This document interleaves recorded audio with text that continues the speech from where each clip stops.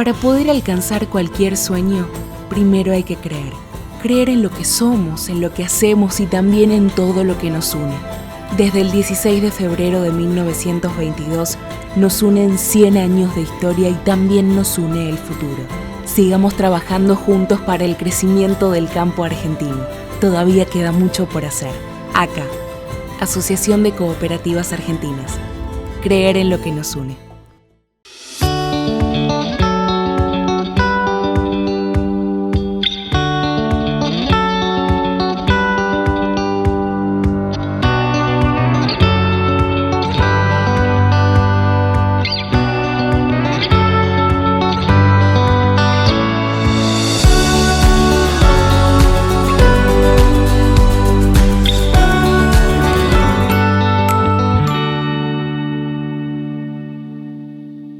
Te contamos con orgullo que Santa Fe, tu provincia, es la segunda provincia que más exporta al mundo y que de los más de 190 países que existen, exporta a más de 135. Y por si no lo sabías, $1 de cada 4 de los que exporta Argentina surge de productos hechos por santafesinos. El gobierno de la provincia lleva adelante un plan estratégico para sostener y potenciar el desarrollo productivo, obras, conectividad, energía, financiamiento, vinculación. Santa Fe, provincia productiva. El campo evoluciona, nosotros también. Con Galicia Rural podés acceder a la mejor financiación para la compra de hacienda e insumos agrícolas con las principales marcas.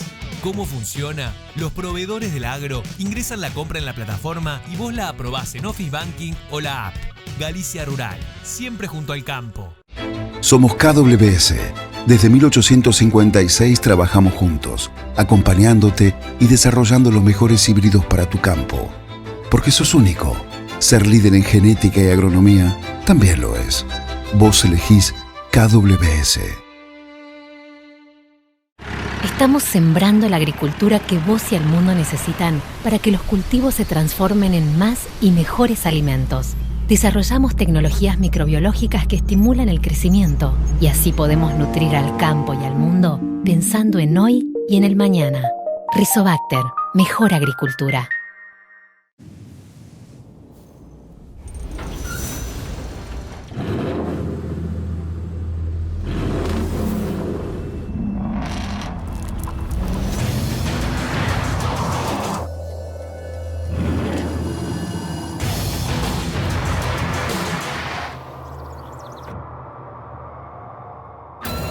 Amarok V6 con 258 caballos, la más indomable de las Amarok.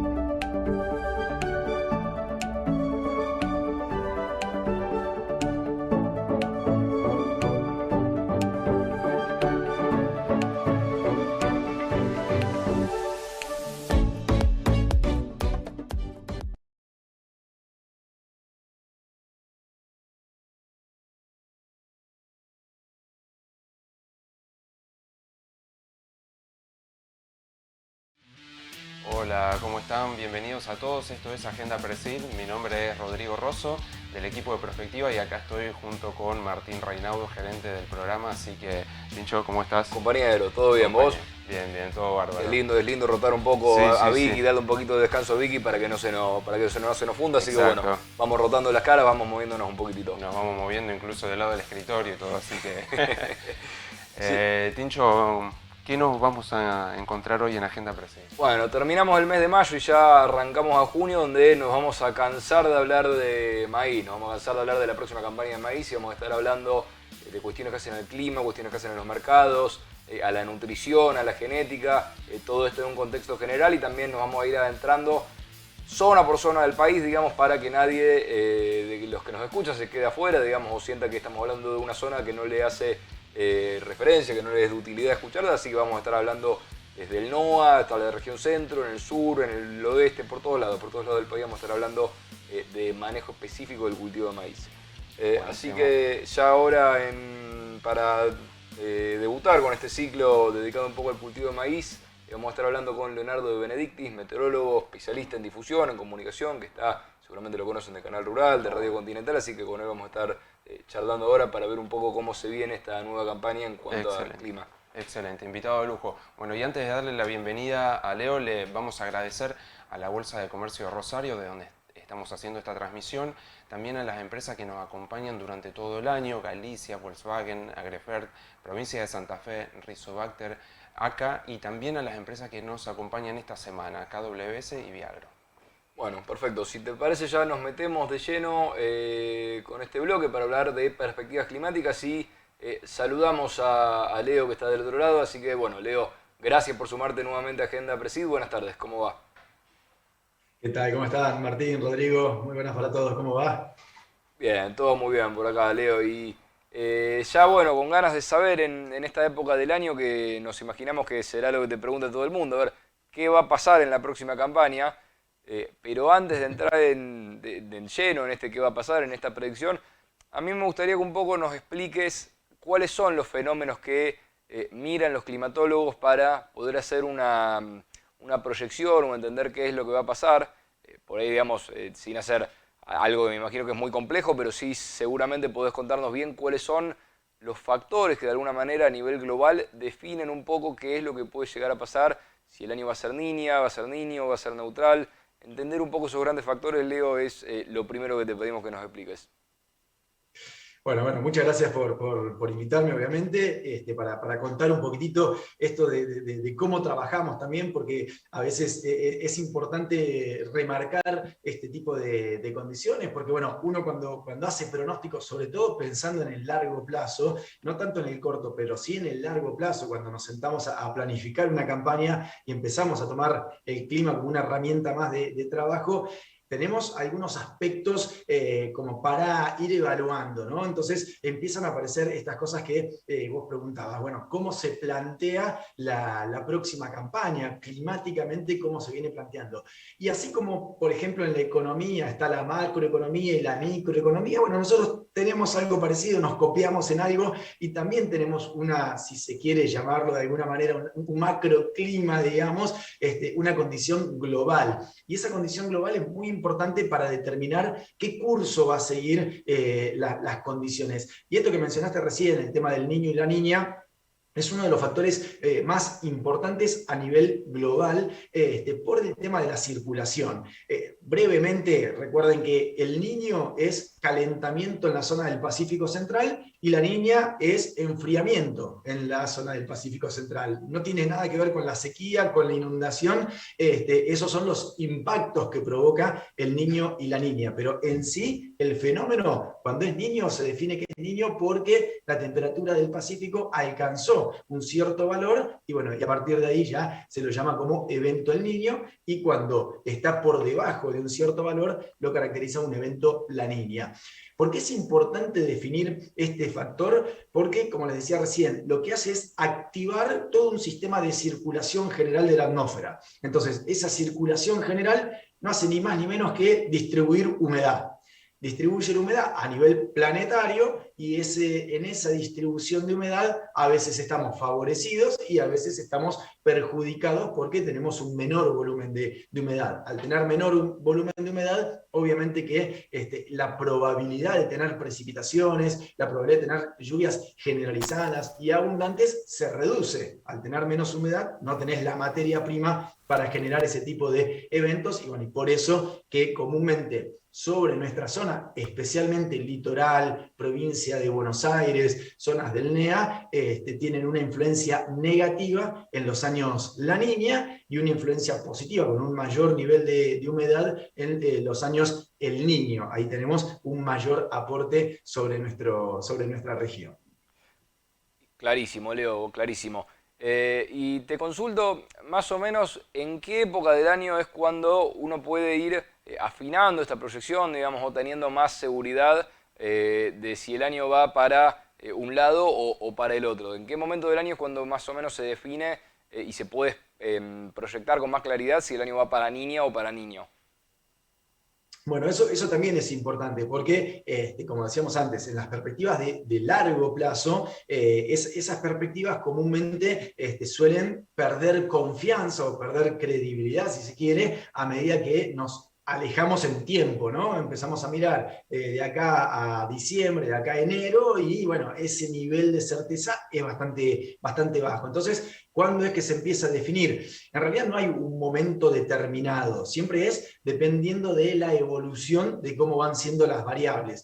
En este año en particular, si tomamos un promedio general, cualquiera sea el año, comúnmente entre el mes de agosto empieza a ser ya clave para tener una definición ya prácticamente te diría que certera. Hay años que se ha trazado, hay años que recién en septiembre empezamos a tener un horizonte mucho más claro, y hay años que viene mucho más definido. Por ejemplo, años en los cuales venimos de una situación muy fría, por ejemplo, en el Pacífico, y se observa que no se va calentando, y que ya a partir de esta altura del año, por ejemplo, o de junio, eso no se calentó y va a quedar con esas características. Entonces, ahí ya uno puede estar un poco más inclinado, más definido hacia una situación o hacia otra. También depende mucho de la intensidad del fenómeno, porque si es un fenómeno que va a ser, por ejemplo, muy fuerte, es muy probable que ya a partir de agosto esté totalmente definida la situación, mientras que si es una situación que va a estar ahí al límite entre una situación neutral, un niño, o una situación neutral y una niña, y está en medio ahí en el borde, va a tardar mucho más en definirse, y por ahí tenemos algo más claro a partir de septiembre. Así que no es un momento fijo, pero yo te diría que agosto podría llegar a ser un mes que clarifica bastante la situación, ya apunta a una característica que se hace difícil que tenga retorno hacia otro evento. Entonces, te diría que el punto de agosto es un punto prácticamente que ya define las condiciones para la siguiente campaña. Está buenísimo, Leo. Y yo creo que, como bien vos decís, a ver, me parece que uno con el clima quiere cada vez con más anticipación y con más predicción poder tener una proyección, pero yo creo que es algo tan complejo que debe depender de tantos factores. Y bueno, seguramente con la tecnología cada vez más se puede ir precisando y haciendo cada vez más finas las proyecciones, pero me imagino que es algo súper complejo de predecir así, y más, digamos, qué sé yo. Hace poquito salió granizo, ¿viste? Entonces, con el miedo que da por ahí jugársela tanto por algo, seguramente uno trata de, bueno, ser prudente en las recomendaciones que va dando y no ser tan absoluto, tan certero con algunas cosas, porque sabe que es muy complejo. Sí, exactamente. Bueno, ahí dijiste varias cosas que son clave. Por ejemplo, uno de los temas es la tecnología, lo que nos permitió la tecnología poder hacer previsiones cada vez a mayor plazo y con mayor certeza. Todavía falta, todavía sigue habiendo errores, todavía hay que hacer ajustes, pero hoy en día se pueden hacer pronósticos que hace... no mucho, 10 años, no se podían hacer, era prácticamente un sueño o una ilusión lograr hacer un pronóstico, por ejemplo, a 9, 10 meses, más allá que hoy no son buenos, no son pronósticos certeros, pero nos dan una idea. Yo siempre digo lo mismo, cuando hacemos perspectivas en el largo plazo, uno no tiene la intención en absoluto de decirle al productor, mirá, estamos terminando mayo, comenzando junio, en noviembre vas a tener 47 milímetros.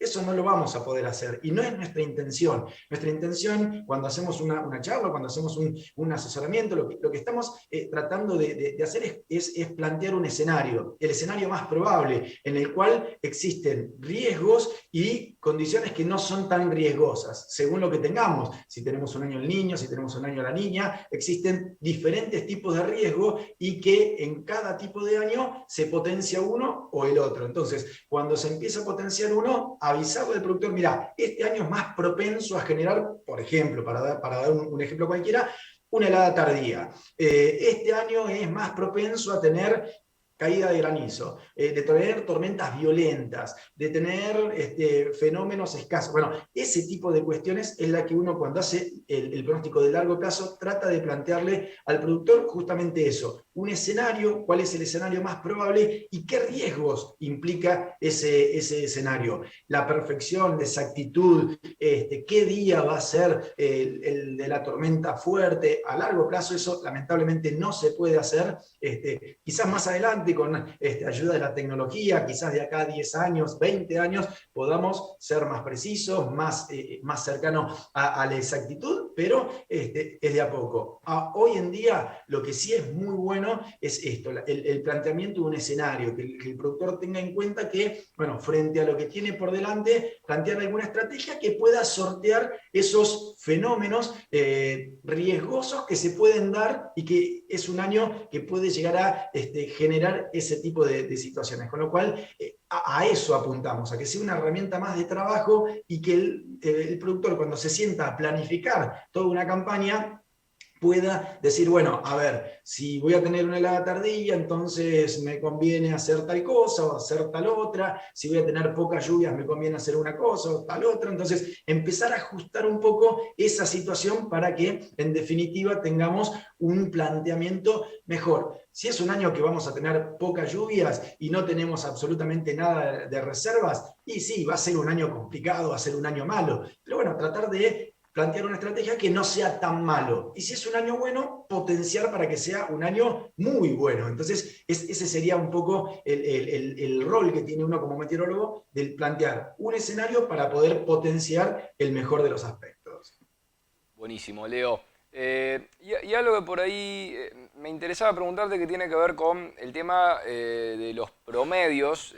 Digamos, uno sabe temperatura, fechas de helada promedio, precipitaciones promedio para una zona. Pero bueno, sabemos que el promedio prácticamente no se da nunca. Yo, bueno, he visto algunas presentaciones, algunos análisis que están piola, que te muestran del promedio cuánto se te da, y por ahí, qué sé yo, es una vez o dos veces cada 10 años, cada 20 años.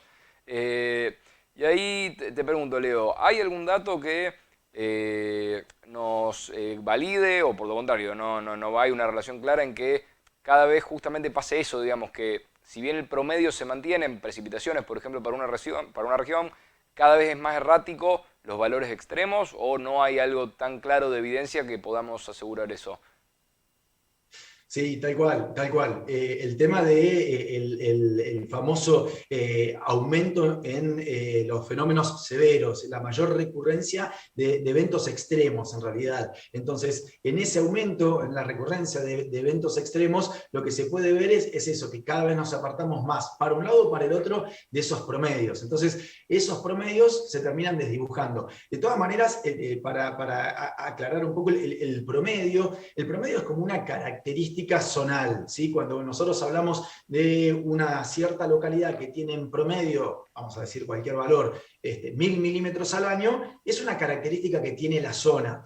Así como, por ejemplo, podemos definir una región que es un valle, o que es una zona montañosa, o que es una zona de costera. Bueno, es una caracterización del lugar. No porque sea costero va a ser igual a cualquier zona costera, o porque tenga 1000 milímetros en el año, va a tener repartido a lo largo del año la misma cantidad de milímetros que cualquier otra zona que tenga esos 1000 milímetros. Da una caracterización zonal de cómo es el comportamiento de esa zona en particular. Ahora, como bien decías, ¿cuántas veces en la historia se ha dado que a lo largo del año tengas exactamente 1000 milímetros? Y quizás nunca, pero tuviste años de 1200, años de 800, años de 1100, años de 900 y así. Entonces, con esa forma se va conformando lo que se llaman los promedios, el valor medio, que quizás no se da nunca, pero sí te da una caracterización. Vos sabés que vas a estar en ese rango y te vas a ir moviendo. En los años más secos va a ser menos, en los años más húmedos va a ser más, pero va a estar siempre en ese rango. Y hoy en día esa diferencia con los valores promedios se nota un poco más. ¿Por qué? Porque han aumentado la frecuencia de estos eventos extremos. Y por eventos extremos entendemos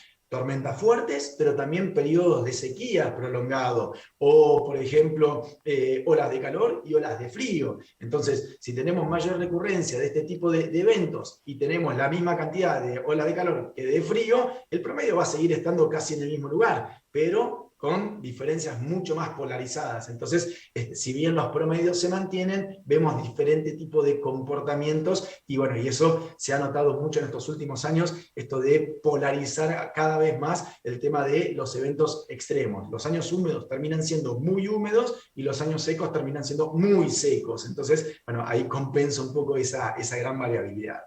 Este año, ponele para la semana del 10 de enero, más o menos fue para esa fecha, hubo como una seguidilla que no me acuerdo si fueron 5, 6, 7 días pasando los 40 grados, digamos, por lo menos para la región central del país. ¿Pudieron estudiarlo? Qué sé yo, el nivel o sea, de valores extremos que tuvo eso, ¿fue algo promedio? ¿Fue algo relativamente importante? Digamos, cuando lo ves así en una serie de muchos años, ¿qué tan en el podio, digamos, de ola de calor estuvo esa semana? Te diría que fue una semana extrema en su totalidad. Fue una, que es más, te diría que para muchas zonas fueron casi 15 días de temperaturas extremas, con más de, como hacías vos, 40 grados de máxima, con mínimas que no bajaban de los 26, 27 grados. Fue un periodo realmente extremo desde todo punto de vista. Desde los valores que se estuvieron registrando, que en muchos lugares fueron récord absoluto, hasta lo prolongado de la situación, porque eso también, nosotros acá tenemos dos variables, no solamente el pico máximo de la temperatura, sino también el periodo que se mantuvo esa situación de temperaturas tan extremas, en el cual, bueno, insisto, hubo sectores que fueron alrededor de 15 días con temperaturas realmente muy elevadas. Entonces, esas dos situaciones sí han marcado y te diría que está en el top 3 de olas de calor intensas que se han dado a lo largo de la historia en la zona central del país. Fue más grave en la zona central que en la parte norte un poco más curtida en estos temas de altas temperaturas, pero para la zona central fue un periodo realmente muy prolongado que golpeó muy fuerte a todos los cultivos y además no tuvo corte, porque eso también es importante. Muchas veces pasa que hay olas de calor que son prolongadas, pero tenés 4 o 5 días, un chaparrón en el medio, otra vez 4 o 5 días y otro chaparrón que termina la situación. En este caso no hubo corte, fue prácticamente consecutivo esos 10, 15 días, dependiendo de la zona, que la temperatura fue extrema y que no aflojaba ni un solo día, con lo cual, bueno, insisto, no hay descanso ni para el humano ni para los cultivos, porque eso también, esa analogía la podemos plantear, cuando nosotros nos sentimos así agobiados por la temperatura, los cultivos también, y más si es un año en el cual las temperaturas no fueron para nada generosas tampoco. Leo, por ahí da para hablar días, horas, semanas, el tema, lo que quieras, que tiene que ver con el cambio climático, o sea, hay gente que lo tiene totalmente claro, gente que lo niega, o sea, hay una cantidad de opiniones respecto al tema gigante, pero bueno, a ver, explícanos un poco, a ver, qué es el cambio climático para entenderlo en términos sencillos, cuál es la diferencia entre cambio climático y calentamiento global, y si, digamos, por lo que estudian, digamos, por lo que muestra la ciencia y la meteorología, si hay síntomas claros, como decís vos, digamos, de esta mayor ocurrencia de fenómenos extremos, por lo menos que puedan tener que ver con el cambio climático, si puede haber una relación directa con este fenómeno o no. Sí, tal cual. Justamente una de las consecuencias de esta situación, del famoso cambio climático, es esto, un aumento en la recurrencia de eventos severos. Llámese eventos severos a todos los eventos, no solamente tormentas fuertes, sequías, olas de frío, olas de calor, bueno, todos los vientos, caída de granizo, todo esto que viene asociado a fenómenos intensos. No es que se inventa nada nuevo, no es que empiezan a aparecer fenómenos que nunca habían ocurrido, no, tenemos tormentas como toda la vida hubo, tenemos inundaciones como toda la vida hubo, tenemos sequías como toda la vida hubo, pero ¿qué se empieza a notar? Mayor variabilidad, mayor situación de extremos, ir de una punta a la otra casi, de un periodo al otro, que no hay pausa. Entonces eso es lo que se está observando, que hay mucha frecuencia de este tipo de eventos. Es muy común hoy en día escuchar una intensa ola de aire frío en Europa, a la semana escuchamos un diluvio en India, a la semana escuchamos olas de calor en Estados Unidos, pero ¿cómo? Si están en invierno. Entonces, bueno, todo este tipo de cuestiones cuestiones vienen asociadas a este famoso cambio climático, que, bueno, como vos recién mencionabas, hay variedad de opiniones. Están los que niegan directamente el cambio climático, están los que dicen hay un cambio climático, pero no es el hombre el culpable, y después están los que dicen que está el cambio climático y que viene de la mano del hombre, sobre todo la aceleración con la cual se ha dado este cambio climático, porque ya sabemos que en la historia ha habido cambios climáticos, incluso antes de que el hombre existiera, con lo cual no podía llegar a tener absolutamente nada de culpa, había esos cambios climáticos. Lo que se está notando ahora es que, bueno, hay un aumento significativo de gases que provocan ese famoso efecto invernadero, y eso sí viene asociado de la mano del hombre, y bueno, y eso como consecuencia genera una aceleración en el cambio de la temperatura. Pero insisto, hay voces, las que quieras, vas a encontrar gente que justifica el por qué no lo hay y gente que justifica el por qué sí lo hay, y bueno, lo más importante quizás en nuestro ámbito es las consecuencias que esto puede llegar a provocar, y que es como que termina siendo de cómo nos adaptamos a las mismas. En realidad el hombre ha sido siempre eso, ¿no? Un ente en el cual se ha ido adaptando a los cambios, siempre. Entonces, bueno, esto no es más ni menos que justamente eso, una readaptación a estos cambios, que en este caso en particular nos toca ir de extremo a extremo, y bueno, el hombre se va acomodando a este nuevo escenario. Por eso, ahí yo creo que lo que es claro y lo que hay que tener en cuenta es que la ocurrencia de fenómenos extremos claramente nos pega como productores. ¿Cuál es el rol de la agricultura en el cambio climático? ¿Viste? O sea, lo que tenés claro también es que obviamente puede ser parte del problema, como también puede ser una parte enorme de la solución. Digamos, a ver, no hay otras industrias, digamos, que trabajen con autótrofas que puedan fijar carbono en el suelo. Entonces, digamos, está claro que la agricultura puede ser, digamos, más parte de la solución que del problema, y bueno, por eso, digamos, también empezás a ver todo este tipo de movidas que hay con bonos de carbono y todo este tipo de acciones que hoy están en la agenda global, así que bueno, digamos, me parece que como productores tenemos que tener claro eso, digamos, que por ahí nos pega claramente la ocurrencia de fenómenos extremos, y que tanto ver desde lo agronómico a diseñar sistemas cada vez más estables, más resilientes, es importante, y bueno, por ahí a Presid lo que está más terrenalmente detrás de todo eso es en armar sistemas que promuevan rotaciones más diversas, digamos, sistemas que aprovechen y cosechen cada milímetro de agua que hay en el sistema, que preparen justamente al suelo, manteniéndolo cubierto, manteniéndolo más fresco, manteniéndolo con porosidad para poder retener cada milímetro de agua. Entonces, creo que por ahí ese es el aporte importante que podemos dejar desde Presid para un tema tan global y tan grande que nos queda gigante como el cambio climático.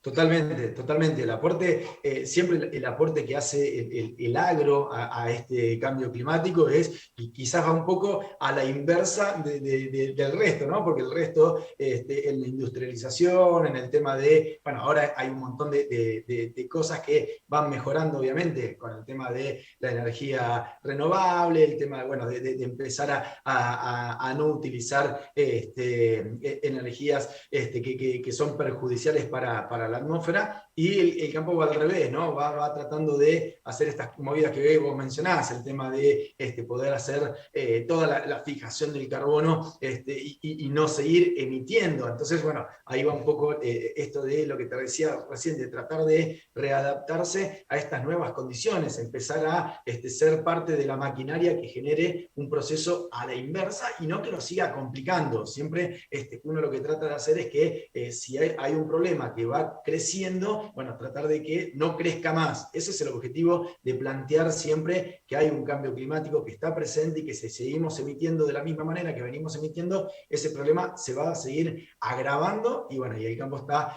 siempre del otro lado, ¿no? Tratando de frenar y de que las consecuencias no terminen siendo tan graves, porque en definitiva, si no logramos ese cambio significativo, obviamente que nos va a terminar perjudicando, y hay que ver cómo empezamos a retroceder toda esta situación, porque esto es para largos años. Entonces, bueno, ahí es lo que tanto complica.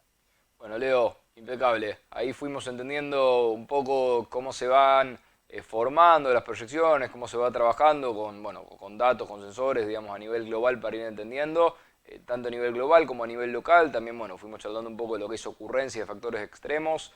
Seguramente te vamos a invitar más adelante en el año, cuando, como decís vos, vayan avanzando los datos y esos fenómenos que nos definen un poco el panorama de cómo se va a comportar el año, para seguir brindando información útil para quienes están ahora, por ejemplo, viendo qué hacer con los cultivos de fina, para también seguramente sea un dato clave para pasar maíz a fecha de siembra temprano, a fecha de siembra tardía. Así que muy útil esta información que nos compartís, seguramente a los que están del otro lado les viene muy bien. Así que Leo, te dejamos unas palabras, un minuto final de algún comentario de cierre, y ya con esto concluimos.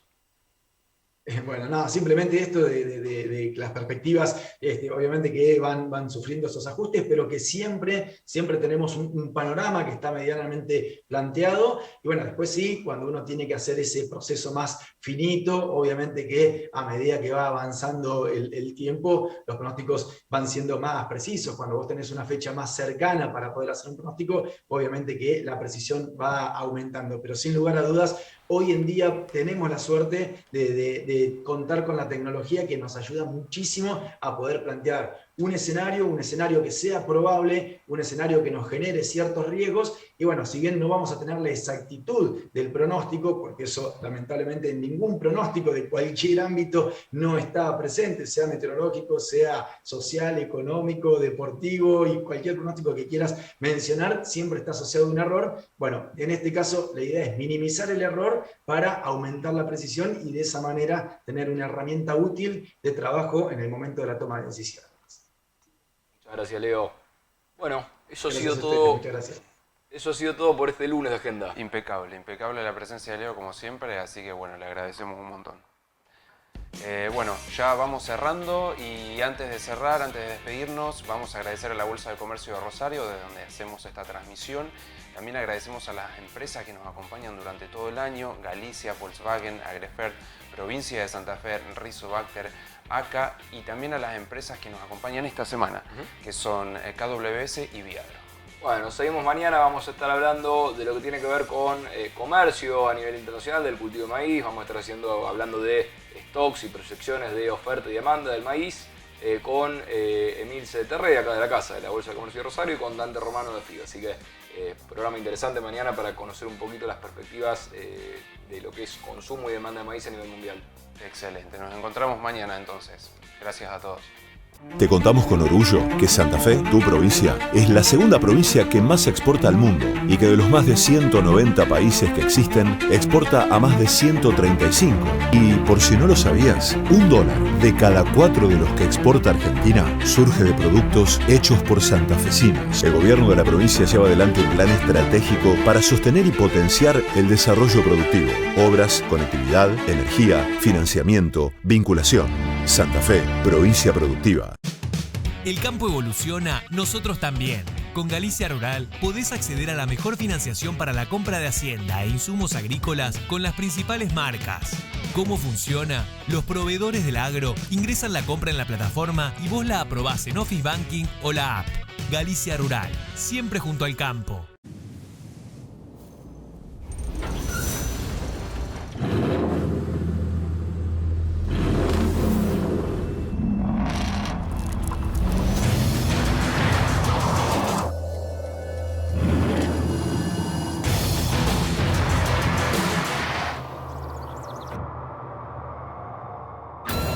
Amarok V6 con 258 caballos, la más indomable de las Amarok.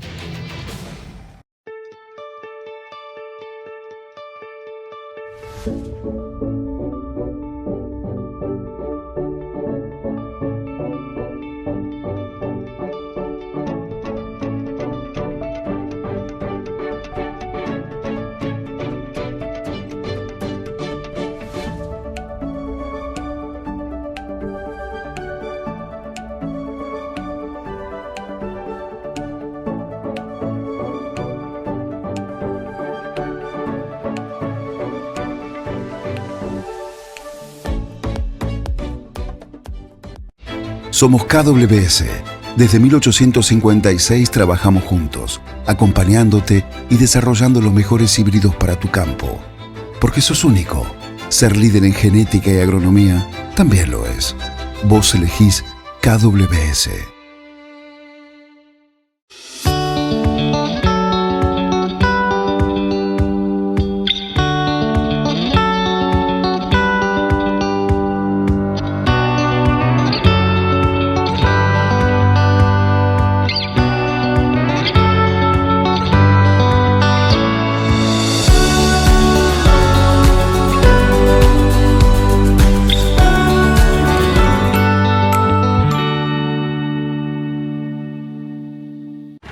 Estamos sembrando la agricultura que vos y el mundo necesitan para que los cultivos se transformen en más y mejores alimentos.